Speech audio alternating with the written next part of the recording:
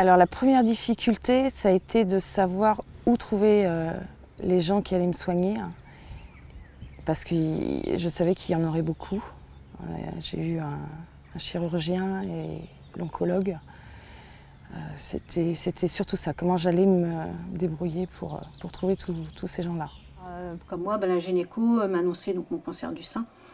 Voilà, vous avez un cancer du sein, maintenant il va falloir passer un IRM. C'est quoi un IRM? Bon, il faut passer un scan. C'est quoi un scan? J'en ai jamais passé. Un TP scan, c'est quoi? On n'a pas assez d'informations par rapport aux examens. Comme là, une scintigraphie, c'est quoi une scintigraphie? On n'a pas l'information de dire, voilà, vous allez passer une scintigraphie, vous allez avoir une injection, vous allez passer dans une machine. Voilà, tout ça, on ne le sait pas. On va au néant. Donc, ça nous fait des soucis, quoi. Au début, moi, j'étais angoissée parce que je ne savais pas où j'allais. Des crises énormes ici, d'angoisse, énormes. Je me suis jamais vue dans cet état-là, à taper contre les murs, à pleurer, à sortir à 1h du matin dehors, parce que j'avais pas grand-chose comme élément, si ce n'était qu'effectivement, j'avais soi-disant un petit cancer qui se guérissait bien.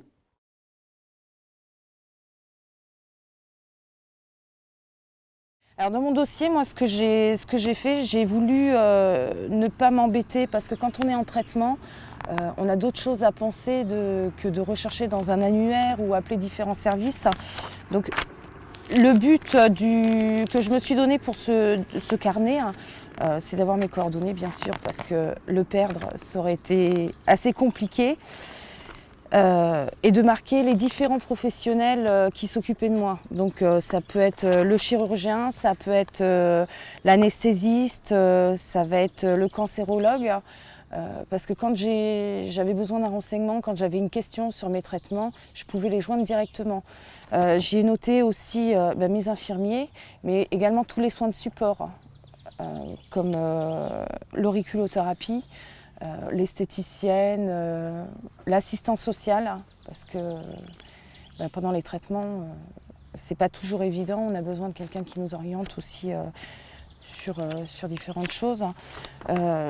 Voilà, mon médecin traitant, les infirmiers, parce qu'il fallait vraiment que tout soit accessible. Chaque fois que je tournais une page, il fallait que je puisse avoir mon renseignement tout de suite. Si, l'ensemble des coordonnées, des référents, c'est très important que ce soit mis dans ce carnet. Parce que je peux partir quelque part, avoir un gros problème, tout de suite, la personne qui m'accompagne, ou si je suis seule, si ce carnet est dans mes affaires, forcément qu'elle va trouver les éléments importants de ce carnet de liaison. Donc ça, c'est important, oui. J'ai jamais rien caché de la maladie à mes enfants.